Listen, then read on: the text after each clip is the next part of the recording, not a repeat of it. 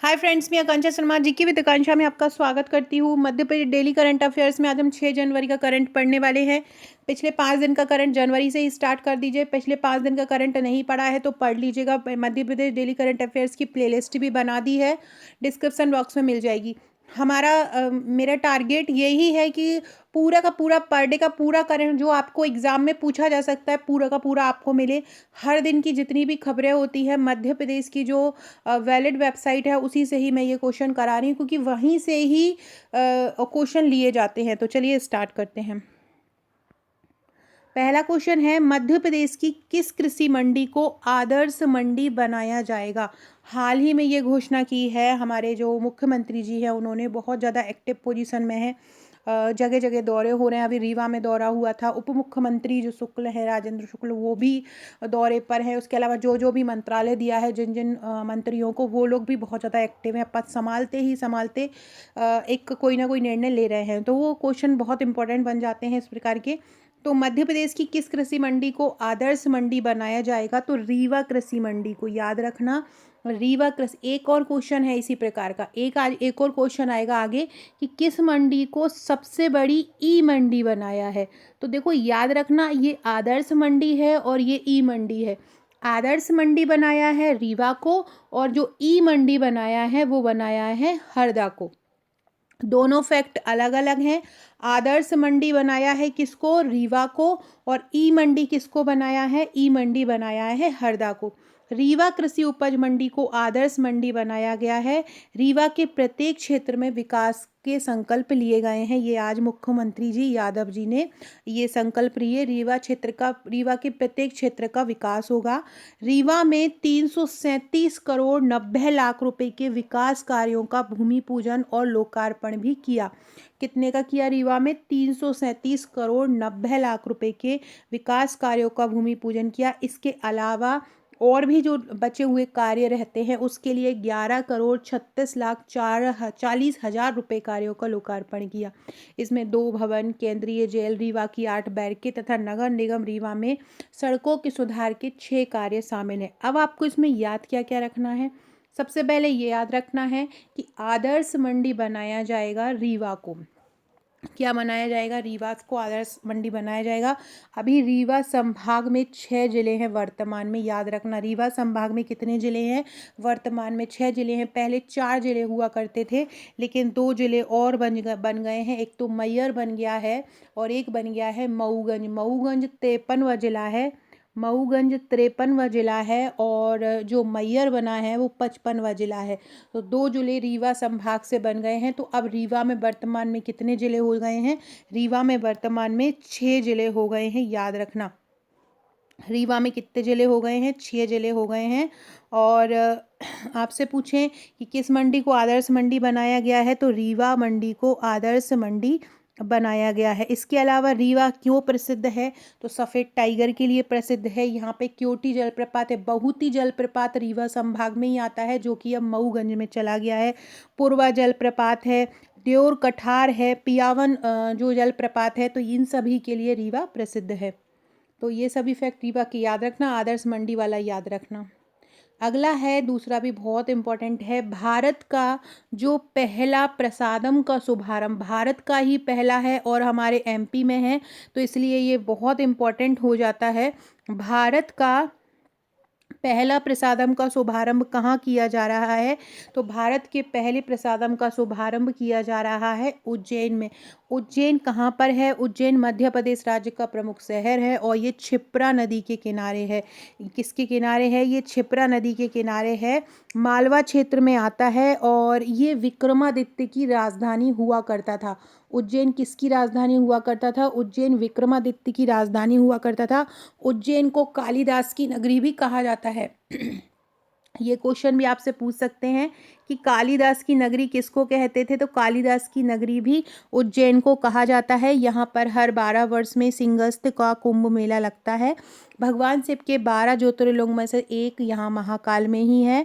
और इंदौर से लगभग 45 किलोमीटर का दूर है। जो हमारे मध्य प्रदेश में पूरे भारत में जो 16 महाजनपद थी, उसमें से 2 महाजनपद हमारे मध्य प्रदेश में है। एक तो यही उज्जैन है और दूसरी चेदी महाजनपद है, जिसको वर्तमान में खजुराहो के नाम से भी जाना जाता है। तो ये सभी चीज़ें उज्जैन के बारे में याद रखिएगा। उज्जैन को अवंतिका और उज्जैनी कहा जाता है। दक्षिणोमुखी महाकालेश्वर का मंदिर यहाँ पे, इसके अलावा उज्जैन में मंगलनाथ का मंदिर भी है, हरसिद्धि मंदिर भी है, गोपाल मंदिर भी है। तो गोपाल मंदिर पूछ सकते हैं कि गोपाल मंदिर कहाँ पे उज्जैन में है।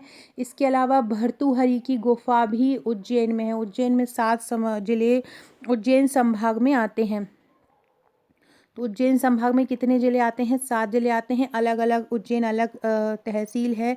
उज्जैन ज़िले में भी, संभाग में भी आता है। उज्जैन के अंतर्गत रतलाम, आगरमालवा, मंदसौर, नीमच, देवास, शाजापुर ये सभी उज्जैन में आते हैं। इसके बारे में पढ़ लेते हैं। भारत का जो पहला प्रसादम हो रहा है, बहुत बड़े स्तर पर हो रहा है मध्य प्रदेश के उज्जैन में, और इसमें 7 जनवरी से ये आरंभ हो रहा है। महाकाल लोक में एक नीलकंठ वन परिसर है, वहाँ पर ये आरंभ हो रहा है, और मध्य प्रदेश के लिए बहुत बड़ी उपलब्धि है। तो आपको कौन कौन से फैक्ट याद रखना है कि पहला प्रसादम उज्जैन में बन रहा है। यह प्रसादम 1,75,00,000 रुपए की लागत से बन रहा है। मध्य प्रदेश का जो सबसे बड़ा प्रसादम बन रहा है, या भारत का सबसे बड़ा प्रसादम बन रहा है, वो कितने करोड़ की लागत से बन रहा है? 1,75,00,000 रुपए की लागत से बन रहा है। अब आपसे पूछेंगे किसके सहयोग से बन रहा है, तो ये याद रखो, food and safety standard authority of India, मतलब जो FSSAI है, भारतीय खाद्य सुरक्षा प्राधिकरण, वो बना रहा है। इसके अलावा क्लीन स्ट्रीट फूड हब कार्यक्रम के तहत उज्जैन स्मार्ट सिटी लिमिटेड द्वारा श्री महाकाल लोक के नीलकंठ वन परिसर और अवंतिका हॉट के बीच, अवंतिका जो हाट है उसके बीच ये विकसित किया गया है। इसमें 17 दुकानों का निर्माण कर एक स्वच्छ स्ट्रीट फूड हब बनाया गया है। श्रद्धालुओं के लिए अलग अलग पार्किंग सुविधा भी रहेगी। तो सबसे बड़ा प्रसादम महाकाल उज्जैन में बन रहा है। 7 जनवरी से ये हो रहा है। 1,75,00,000 की लागत है। फूड जो हमारा भारतीय खाद्य सुरक्षा प्राधिकरण है वो, और क्लीन स्ट्रीट फूड कार्यक्रम के सहयोग से इसको बनाया जा रहा है। 17 दुकानें इसमें बनेंगी। इसके अलावा एक और चीज़ें याद रखो, ये उज्जैन में 36 स्वास्थ्य संरचनाओं का भूमि पूजन भी किया है, और 151 संरचनाओं का लोकार्पण भी कर दिया है। 54 संजीवनी क्लिनिक खुलेंगी। उज्जैन में कितनी संजीवनी क्लिनिक खुलेंगी? 54 संजीवनी क्लिनिक खुलेंगी। और उज्जैन में 66 आयुष्मान आरोग्य मंदिर का लोकार्पण होगा, ये भी याद रखना। उज्जैन में कितने आयुष्मान आरोग्य मंदिरों का लोकार्पण होगा? तो 66 आयुष्मान आरोग्य मंदिर का लोकार्पण होगा, और 54 संजीवनी क्लिनिक खुलेंगे। अगला क्वेश्चन है, मनहित ऐप अभी हाल ही में जारी की गई है मध्य प्रदेश सरकार द्वारा। मनहित आज ही जारी की है 5 तारीख को। तो ये मनहित ऐप जो जारी की गई है वो किसके लिए जारी की गई है? क्या समस्या का वो हल करेगी? मानसिक स्वास्थ्य, हृदय समस्या, अंधापन, ये बाल उपचार। तो जो मनहित ऐप जारी की गई है वो मानसिक स्वास्थ्य के लिए जारी की गई है। मनहित ऐप किसके लिए जारी की गई है? मानसिक स्वास्थ्य। आपको लिख लेना है, मनहित ऐप मानसिक स्वास्थ्य के लिए जारी की गई है। इसको मनहित को मानसिक स्वास्थ्य स्क्रीनिंग ऐप भी कहा जाएगा। क्या बोलेंगे? मानसिक स्वास्थ्य स्क्रीनिंग ऐप हो कहा जाएगा। राष्ट्रीय स्वास्थ्य मिशन मध्य प्रदेश की मानसिक स्वास्थ्य इकाई द्वारा विकसित आम जन को मानसिक स्वास्थ्य से संबंधित मानसिक स्वास्थ्य स्क्रीनिंग ऐप मनहित लॉन्च किया। मतलब आपको ये याद रखना है कि ये मनहित का फुल फॉर्म है मानसिक स्वास्थ्य स्क्रीनिंग ऐप। ये राष्ट्रीय स्वास्थ्य मिशन ने लॉन्च किया। किसके लिए लॉन्च किया है? ये आम जन की मानसिक जो स्वास्थ्य समस्याएं हैं उनके लिए ये मनहित ऐप लॉन्च किया है। तो बस आपको ये याद रखना है, मनहित ऐप मध्य प्रदेश ने किसके लिए जारी किया है? मानसिक स्वास्थ्य। इसको क्या बोलेंगे? मानसिक स्वास्थ्य स्क्रीनिंग ऐप। मानसिक स्वास्थ्य स्क्रीनिंग ऐप इसको बोलेंगे। राष्ट्रीय स्वास्थ्य मिशन की ये पहल है, ये भी याद रखिएगा। अगला है, रानी दुर्गावती प्रशिक्षण केंद्र हाल ही में खोलने की घोषणा की गई है। देखो, रानी दुर्गावती जो प्रशिक्षण केंद्र है वो मध्य प्रदेश के 89 आदिवासी विकास खंडों में खोले जाएंगे। जो रानी दुर्गावती प्रशिक्षण केंद्र है वो कहाँ खोले जाएंगे? आदिवासी विकास खंडों में खोले जाएंगे। याद रखो, रानी दुर्गावती जबलपुर की गढ़ मंडला की थी, और क्योंकि इनका हम 500वीं जन्म शताब्दी मना रहे हैं, तो इनके लिए प्रशिक्षण केंद्र उनके नाम से प्रशिक्षण केंद्र खोले जाएंगे। कहाँ पे खोले जाएंगे रानी दुर्गावती प्रशिक्षण केंद्र? आदिवासी विकास खंडों में। तो उसके बारे में पढ़ लेते हैं। आदिवासी विकास खंडों में खुलेंगे रानी दुर्गावती प्रशिक्षण केंद्र। इन प्रशिक्षण केंद्रों में ई लाइब्रेरी भी बनेगी, जहां पे विद्यार्थियों को ऑनलाइन क्लासेस पीएससी परीक्षा की तैयारी कराई जाएगी। ये जनजातीय कार्य मंत्री जो श्री विजय शाह हैं, उन्होंने इस चीज़ को बोला। इसके लिए विद्यार्थियों को आवास भत्ता भी 2,000 रुपये दिया जाएगा। पहले ये 1,000 रुपये दिया जाता था, अब इसको 2,000 कर दिया। याद रखो, प्रदेश में 89 आदिवासी विकास खंड हैं। सभी जगहों पर, जितने भी आदिवासी विकास खंड हैं, सभी जगहों पर रानी दुर्गावती प्रशिक्षण केंद्र खोले जाएंगे। अगला है बरगी बांध का पानी कहाँ पहुँचाया जाएगा। देखो, हाल ही में बरगी बांध जबलपुर में है, और इसको रानी अवंतीबाई लोधी पार्क भी बोला जाता है। लेकिन हाल ही में ये घोषणा की है कि इसका जो पानी है ना, किसी दूसरे ज़िले में भी पहुंचाया जाएगा, क्योंकि उस ज़िले में पानी की कमी है। तो वो वही आपसे पूछ रहे हैं कि बरगी बांध का पानी कहाँ पहुँचाया जाएगा। तो देखो, बरगी बांध का जो पानी है वो सतना ज़िले में पहुँचाया जाएगा। याद रखना, बरगी बांध का पानी कहाँ पहुँचाया जाएगा, सतना में पहुँचाया जाएगा। बरगी टनल परियोजना की कठिनाई को दूर कर इस वर्ष सितंबर माह तक बरगी बांध का पानी सतना में पहुंचाया जाएगा। बरगी बांध के पानी से सतना की तस्वीर बदल जाएगी। थोड़ा बरगी बांध के बारे में पढ़ लेते हैं। बरगी बांध का जो नाम है वो रानी अवंतीबाई लोधी सागर परियोजना भी है। ये नर्मदा नदी पर स्थित है। बरगी डैम परियोजना किस नदी पर स्थित है, वर्गी नदी पर स्थित है। ये जो डैम है ये 69 मीटर ऊंचा है और 5.4 किलोमीटर चौड़ा है। इससे 90 मेगावाट की बिजली अभी उत्पादित की जाती है। Very very important question. Bargi बांध जो परियोजना है या रानी अवंतीबाई जो परियोजना है, उससे कितने मेगावाट बिजली के उत्पादन होता है।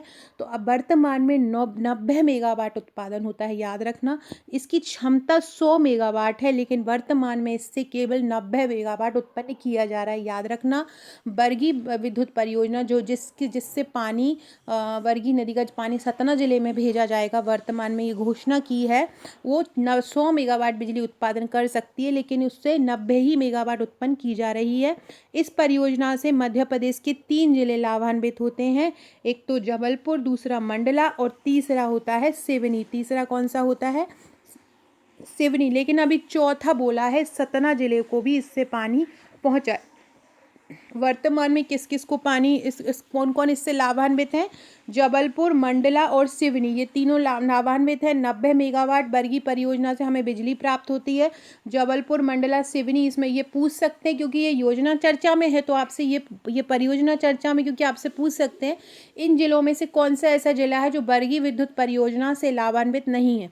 तो याद रखना, जबलपुर, मंडला और सिवनी जो है बरगी या रानी अवंतीबाई जो विद्युत परियोजना है उससे लाभान्वित है, और वर्तमान में सतना को भी इससे जोड़ा जाएगा क्योंकि सतना में पानी की कमी है। ये जो बरगी परियोजना है ये आरंभ कब हुई थी, इसके बारे में पढ़ लो। 1977 में ये आरंभ हुआ था। वैसे तो इसके बारे में 1968 में ही विचार आ गया था, विचार 1968 में आ गया था। 1977 में ये शुरू हुई थी और 1990 में ये फाइनल रूप से डैम बन के तैयार हो गया था, मतलब इसने काम करना स्टार्ट कर दिया था। तो ये सभी फैक्ट बरगी से संबंधित याद रखिएगा। अभी हाल ही में कल चुनाव हुए हैं, मतलब आज ही दिन में चुनाव हुए हैं। कुछ उप पंचायत होने थे, पंचायतों के उपचुनाव होने थे, नगरीय निकायों के उपचुनाव हुए थे। तो उसमें आपसे पूछेंगे कि जो मध्य प्रदेश में उपचुनाव हुए नगरीय निकायों और पंचायतों में, उनका कितने प्रतिशत मतदान हुआ। तो नगरीय निकायों में 69.13 और पंचायतों में 63% मतदान हुआ। याद रखना, नगरीय निकायों में 69.13 और पंचायतों में 63% हुआ। इसके बारे में पढ़ लेते हैं। 9,230 पंच, 56 सरपंच, 15 जनपद पंचायत सदस्य और 1 जिला पंचायत के लिए और विभिन्न नगरीय निकायों में 20 पार्षद पद के लिए ये उपनिर्वाचन हो रहा था। फ्रेंड्स, न्यू है चैनल पर तो चैनल को सब्सक्राइब जरूर कर लीजिएगा। शानदार डेली करंट अफेयर्स अब हम इस चैनल पर पढ़ेंगे ताकि आपको मध्य प्रदेश की करंट की समस्या दूर हो जाए। और आपका नंबर अगर आपने मेरे पास सेव नहीं कराया है तो इस नंबर पर अपना नंबर हाई लिखकर मुझे सेव करा दीजिए। एक योजना थी जो आज चर्चा में रही थी, वो पढ़ लेते हैं हम। सुपर 100 योजना क्या है? देखो, सुपर 100 योजना में क्या है कि जो कक्षा 10वीं की बोर्ड में जो 70% या उससे अधिक अंक लाए हैं, ऐसे विद्यार्थियों को भोपाल में शासकीय उच्चतर माध्यमिक विद्यालय और शासकीय मल्हाराव उच्चतर माध्यमिक विद्यालय इंदौर में कक्षा 11 एवं 12 में अध्ययन के लिए निःशुल्क कोचिंग की व्यवस्था की गई है। तो सुपर 100 योजना क्या है कि जिन बच्चों के 10वीं में 70% से ज़्यादा नंबर आए हैं, परसेंट 70% से ज़्यादा बने हैं, उनको 11th और 12th के अध्ययन के लिए निःशुल्क कोचिंग की सुविधा दी जाएगी। ये कहाँ पे दिया जाएगी? भोपाल के शासकीय उत्कृष्ट उच्चतर माध्यमिक विद्यालय और इंदौर के शासकीय मल्हार आश्रम उच्चतर माध्यमिक विद्यालय, इन दोनों में ही दी जाएगी। अगला है, मध्य प्रदेश में अब तक कितने आयुष्मान कार्ड बन चुके हैं? ये बहुत इंपॉर्टेंट है, ये भी आज चर्चा में रहा था कैबिनेट में। तो मध्य प्रदेश में अब तक 3,71,00,000 से अधिक आयुष्मान कार्ड बन चुके हैं। कितने? 3,71,00,000 से अधिक आयुष्मान कार्ड बन चुके हैं। ये जो आयुष्मान योजना आई थी, तो ये आई थी, सबसे बड़ी स्वास्थ्य योजना है ये हमारे भारत की, और इसका विश्व में भी इसका एक स्थान है। इसको बहुत ज़्यादा सराहनीय इसको बताया गया था। तो ये जो योजना आई थी, ये आई थी 2018 में। इसका उद्देश्य क्या था? चिकित्सा उपचार पर होने वाले खर्च को कम करने में मदद करना। मतलब जो चिकित्सा उपचार में जो पैसा खर्च होता है, उसको मदद करना। हर साल लगभग 6 करोड़ भारतीयों को विकास क्रम में ये पीछे कर देता है। मतलब स्वास्थ्य पर खर्चा हर साल लगभग 6 करोड़ भारतीय इसके लिए पीछे रह जाते हैं। अगला क्वेश्चन देखते हैं। फ्रेंड, अगला क्वेश्चन पढ़ने से पहले, ये मेरा एमपीपीएससी प्रीलिम्स का पैकेज है पूरा टोटल। इसमें 11 बुकलेट आपको मिलती हैं। बहुत ही शानदार ये टॉपिक यूनिट वाइज ये तैयार की गई हैं। हर यूनिट की अलग अलग बुकलेट आपको मिलेगी। बहुत शानदार इनको हैंड रिटन तैयार किया है ताकि आपको पढ़ने में प्रॉब्लम ना हो। ये 11 बुकलेट आपको दी जाती हैं। यूनिट वाइज 10 बुकलेट हैं। एक करंट की आपको दी जाती है। करंट के साथ उसको मिसैलिनस एक्सरसाइज, जैसे कि विविध के क्वेश्चन होते हैं, बड़ा छोटा, अंतरिक्ष में पहला बड़ा, ये सभी फैक्ट आपको मिल जाएंगे। साथ में इसकी हम आपको एक ग्रुप देंगे, ग्रुप में भी आपकी तैयारी कराई जाएगी। इसका चार्ज 2599 रुपये है। साथ में आप हमारे ये प्रैक्टिस सेट भी मंगा सकते हैं। एमपीपीएससी प्रीलिम्स का ये ब्रह्मास्त्र है। ये 12,000 एमसीक्यू हैं, 10,000 यूनिट वाइज हैं, 10,000 प्रश्न, मतलब हर यूनिट के सर्वश्रेष्ठ 1,000 प्रश्न निकाले हैं। इसे टोटल 10,000 यूनिट वाइज हैं और 2,000 करंट अफेयर्स के क्वेश्चन दिए जाते हैं। इसमें भी एक ग्रुप दिया जाता है जहाँ पे तैयारी कराएंगे हम। बहुत ही शानदार प्रश्नों का संग्रह, अभी 2023 में भी यहाँ से बहुत सारे प्रश्न देखे गए थे। बहुत सारे स्टूडेंट्स हमारे जो 75+, 80+ नंबर करके आए हैं। केवल ये टेस्ट सीरीज लगाइए। तो अगर आप ये लेना चाहते हैं तो आप मुझे व्हाट्सअप कर सकते हैं। साथ में ये हमारा एमपीपीएससी 2024 का संपूर्ण पैकेज है। इसमें प्रीलिम्स की 11 बुकलेट आपको मिलती हैं। एक व्हाट्सअप ग्रुप तैयारी के लिए मिलता है। प्रीलिम्स प्रैक्टिस सेट 3 बुकलेट मिलते हैं। ये 12,000 एमसीक्यू हैं इसमें यूनिट वाइज। इसके बाद मुख्य परीक्षा नोट्स की आपको 44 बुकलेट मिलती हैं, जिस मुख्य परीक्षा के नोट्स हमारे हैंड रिटन हैं और प्रश्नोत्तर श्रृंखला में, जिसकी सीरीज़ भी हमारे चैनल पर एल सीरीज़ के नाम से चल रही है। उसमें मैं अपने नोट्स से ही आप लोगों को पढ़ा रही हूँ। तो वैसे बहुत सारे नोट्स की मैंने टोटल पूरी बुक्स का रिव्यू डाला हुआ है। आप देख सकते हैं, पिछले 3-4 साल से लगातार हमारे मेंस के वीडियो आ रहे हैं, तो आप उसको फॉलो कर सकते हैं। मेंस के नोट्स के साथ आपको 25 व्हाट्सएप के ग्रुप दिए जाते हैं जहां पर हम आपकी उसकी तैयारी कराते हैं। ये नोट्स प्रश्नोत्तर श्रृंखला में हैं और हस्तलिखित हैं। संपूर्ण पैकेज 58 बुकलेट का है और ये मेरा नंबर है, इसको आप मुझे व्हाट्सअप कर सकते हैं। डिस्क्रिप्शन बॉक्स से व्हाट्सअप और टेलीग्राम ग्रुप से भी जुड़ सकते हैं। ये आयोग अगर यूनिट 10 की ई बुक लेना चाहते हैं या एमपीजी के ई की ई बुक लेना चाहते हैं, 60 रुपये की, इसमें 1,000 वन लाइनर आते हैं, तो आप ये ले सकते हैं। अगला क्वेश्चन है, मध्य प्रदेश की पहली संपूर्ण ई मंडी कौन सी बन गई है? ये ई मंडी की बात कर रहे हैं। हरदा जिला, हरदा जो जिला है नर्मदापुरम संभाग में आता है हरदा जिला, और ये मध्य प्रदेश की पहली संपूर्ण ई मंडी बन गई है। हरदा जिला अगर 2011 की जनगणना के अनुसार देखा जाए तो दूसरा सबसे छोटा जिला है। इसका मुख्यालय हरदा शहर में ही है। इसकी जो तहसीलें हैं वो खिरकिया, टिमरनी और सराली हैं, और ये अभी वर्तमान में संपूर्ण ई मंडी बन गई है। यहाँ की मंडी, हरदा की जो मंडी है वो संपूर्ण ई मंडी बन गई है, ये याद रखना। फ्रेंड्स, एक बात आपको बताऊं, आज मेरे पास मेरी एक स्टूडेंट है दीपशिखा, उनका मैसेज आया, उनका मैं आपको स्क्रीनशॉट बताती हूँ। वो डेली जो करंट अफेयर्स आते हैं, जो डेली करंट मैं 1 तारीख से ला रही हूँ, वो डेली उसके नोट्स बनाती हैं।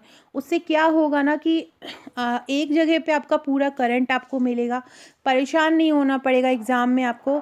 और उन्होंने जैसा-जैसा मैं रोज़ पढ़ा रही हूँ, वो उन्होंने एक रजिस्टर बना लिया है, और वो रजिस्टर पे मेरी जो एमपीएससी प्रीलिम्स की पी सीरीज़ के वीडियो के नोट्स हों, जो मैं लिख करा रही हूँ या मैं जो बोल रही हूँ, और या मेरे टेस्ट सीरीज़ हो, या ये जो मैं आपको करंट पढ़ा रही हूँ, ये सभी को वो लिख रही हूँ। मैं आपको उसका स्क्रीनशॉट बताती हूँ।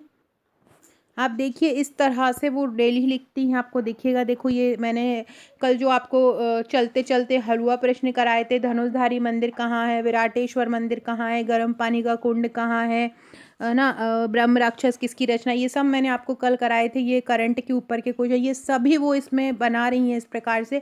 तो इससे क्या होगा ना कि उनको एक तो अभी पढ़ते-पढ़ते उनको लिखते-लिखते ही याद हो जाएगा। एग्ज़ाम टाइम में वो रिवीज़न करेंगी ना, तो उनका पूरा करंट के साथ-साथ मैं उस चीज़ के बारे में जहाँ जिसको मैं पढ़ा रही हूँ, उसकी भी मैं पूरा डिटेल दे देती हूँ। तो इससे क्या होता है, वो पूरा का पूरा तैयार हो जाता है। तो मैं आप लोगों से भी यही कहूँगी कि आप भी इसी तरह बनाइए। ये मेरी रेगुलर स्टूडेंट हैं, इन्होंने मेरा पूरा पैकेज भी लिया हुआ है और रेगुलर जुड़ी हुई हैं मुझसे। और ये मुझे उनका बहुत ही अच्छा लगा जब उन्होंने मेरे को भेजा, तभी मैंने उनका स्क्रीनशॉट लेके आपको बताया कि आप लोग भी इसी तरह करंट तैयार कीजिए, क्योंकि रोज़ का पढ़ा हुआ भूल जाते हैं। कम से कम एटलीस्ट आपके पास ये लिखा हुआ रहेगा, तो आपको वो याद में रहेगा और लिखते-लिखते भी आपको याद हो जाएगा। चलिए नेक्स्ट क्वेश्चन देखते हैं। तो सभी लोग इस प्रकार से ज़रूर लिखा कीजिए, लिखने से कोई भी चीज़ बहुत अच्छे से याद हो जाती है। भारत की 35वीं और मध्य प्रदेश की पहली माइक्रोबायोलॉजी लैब कहाँ पर स्थापित हो रही है? भारत की 35वीं और मध्य प्रदेश की पहली माइक्रोबायोलॉजी लैब कहाँ स्थापित हो रही है? तो ये भोपाल में स्थापित हो रही है। भारत की 35वीं और मध्य प्रदेश की पहली माइक्रोबायोलॉजी लैब कहाँ बन रही है? भोपाल में हो रही है। भोपाल में यह अप्रैल 2024 से आरंभ होगी। अगला क्वेश्चन है, एनसीएस के अनुसार मध्य प्रदेश के किस जिले में 3.6 तीव्रता का भूकंप आया? तो मध्य प्रदेश में किस जिले में आया? सिंगरौली, जिसको ऊर्जा राजधानी भी कहते हैं। किसको बोलते हैं? सिंगरौली, जिसको ऊर्जा राजधानी भी बोलते हैं। यहाँ पर 3.6 तीव्रता का बहुत बड़ा भूकंप आया। और सिंगरौली के बारे में एक और बात बता दूं, यहाँ पे हिंडाल्को एनटीपीसी की इंडस्ट्री है, भारत की ऊर्जा राजधानी है।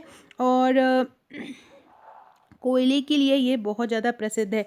कोयला यहाँ पे बहुत ज़्यादा पाया जाता है। कोयले उत्पादन की मोटी परत यहाँ पर पाई जाती है। पहले इसका नाम श्रृंगावली था, जिसको अब इसको सिंगरौली बोलते हैं। पहले इसका नाम था सिंगरावली था, अब इसको सिंगरौली बोलते हैं।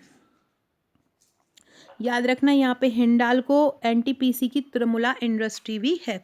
तो कहाँ पे भूकंप आया? सिंगरौली में आया। फ्रेंड्स, ये मेरा व्हाट्सअप नंबर है, ये मेरे इंस्टाग्राम आईडी है, एक ये है और एक दूसरी आईडी है हैंडरिटन फायर। यहाँ दोनों पर आप मुझे फॉलो कर सकते हैं। अब हम चलते चलते हलवा प्रश्न पढ़ते हैं। बहुत ही शानदार ये प्रश्न रहते हैं हलवा प्रश्न, क्योंकि ये इतने अच्छे होते हैं ना, क्योंकि यहाँ से एग्जाम में आते ही हैं। फिर हम आपको आज का क्वेश्चन दूंगी, जो मैं आज का क्वेश्चन आपसे पूछूंगी, आप उसका आंसर मुझे कमेंट बॉक्स में दीजिएगा। सभी लोग कमेंट करके जरूर बताइएगा उसका आंसर। आज का पहला क्वेश्चन है, मध्य प्रदेश में माधवगढ़ का किला कहाँ पर है? मध्य प्रदेश में माधवगढ़ का किला सतना में है। सतना में सीमेंट फैक्ट्री है। चूना पत्थर सतना में बहुत ज़्यादा पाया जाता है। दूसरा क्वेश्चन है, कछाल नदी कहाँ पर बहती है? तो आगर मालवा, जो कि 2013 में बना था शाजापुर से अलग होकर। यहाँ पर हम जो सालरिया है वहाँ पर पहला गऊ अभ्यारण्य भी है, या कामधेनु अभ्यारण्य भी आप इसको बोल सकते हैं। तो ये कहाँ पे है? आगर मालवा में है। आगर मालवा में कछाल नदी बहती है। याद रखना, आपसे पूछेंगे कछाल नदी कहाँ बहती है? आगर मालवा में। मधाई टूरिस्ट प्लेस कहाँ पर है? मधाई टूरिस्ट प्लेस सतपुड़ा राष्ट्रीय उद्यान में 1968 सतपुड़ा राष्ट्रीय उद्यान की स्थापना हुई थी। छिंदवाड़ा जिले में देवगढ़ का किला है, और इसको किसने बनवाया? राजा जटावा ने बनवाया था। याद रखना, देवगढ़ का किला कहाँ पर है? तो देवगढ़ का किला छिंदवाड़ा जिले में है। देवगढ़ का किला कहाँ है? छिंदवाड़ा में। बीवी की मस्जिद कहाँ पर है? बीवी की मस्जिद बुरहानपुर में है। कहाँ पर है? बुरहानपुर में है। बुरहानपुर को दक्षिण का द्वार भी बोलते हैं और ये बुरहानपुर ताप्ती नदी के किनारे बसा हुआ है। किसके? ताप्ती नदी के किनारे बसा हुआ है। ताप्ती की सहायक नदी है पूर्णा नदी, जिसके बारे में अभी इस बार पूछा भी गया था एमपीपीएससी में। राजा एडवर्ड संग्रहालय कहाँ पर है? राजा एडवर्ड संग्रहालय भोपाल में है। अलीराजपुर जो है वो किस लोकसभा क्षेत्र में आता है? ये अलग हो जाता है ये जिला, इसलिए इम्पोर्टेंट है। अलीराजपुर जो है वो रतलाम लोकसभा क्षेत्र में आता है, याद रखना। अलीराजपुर किस लोकसभा क्षेत्र में आता है? अलीराजपुर रतलाम लोकसभा क्षेत्र में आता है। संबलगढ़ का किला कहाँ पर है? संबलगढ़ का किला मुरैना में है। कहाँ है? मुरैना में।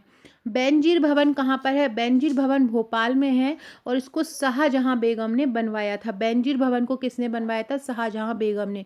ग्वारी घाट कहाँ पर है? ग्वारी घाट जबलपुर में है। ग्वारी घाट कहाँ है? जबलपुर में। जबलपुर का नाम एक जावली ऋषि थे जबलपुर महाकौशल क्षेत्र में, उन्हीं के नाम पर इनका नाम जबलपुर पड़ा। फ्रेंड, डिस्क्रिप्शन बॉक्स से व्हाट्सएप टेलीग्राम ग्रुप से जरूर जुड़ जाइएगा अगर आपने अभी तक नहीं जुड़े। अब हम आज का प्रश्न देखने वाले हैं। मध्य प्रदेश में क्षेत्रफल की दृष्टि से सबसे बड़ा जिला कौन सा है? मध्य प्रदेश में क्षेत्रफल की दृष्टि से सबसे बड़ा जिला कौन सा है? शिवपुरी, छिंदवाड़ा, सागर या इंदौर? ये आप मुझे कमेंट करके बताएंगे कि अभी वर्तमान में 2011 की जनगणना के अनुसार नहीं, वर्तमान में मध्य प्रदेश में क्षेत्रफल की दृष्टि से सबसे बड़ा जिला कौन सा है? ये आप मुझे कमेंट करके बताएंगे। अब हम कल का आंसर पढ़ लेते हैं। कल मैंने आपसे पूछा था कि भारत का पहला विकलांग पुनर्वास केंद्र कहाँ पर स्थित है? तो ये जबलपुर में स्थित है। भारत का पहला विकलांग पुनर्वास केंद्र जबलपुर में है। ये कल का क्वेश्चन है। और आज का क्वेश्चन क्या है? मध्य प्रदेश में क्षेत्रफल की दृष्टि से सबसे बड़ा जिला कौन सा है? सो फ्रेंड्स, ये था हमारा आज का वीडियो। आई होप आपको पसंद आएगा। एमपीपीएससी प्रीलिम्स की पी सीरीज भी जरूर फॉलो कीजिएगा। बहुत ही शानदार टॉपिक मैं उसमें करा रही हूँ। वीडियो अच्छा लगे तो लाइक शेयर सब्सक्राइब जरूर कीजिएगा। Okay friends, thank you.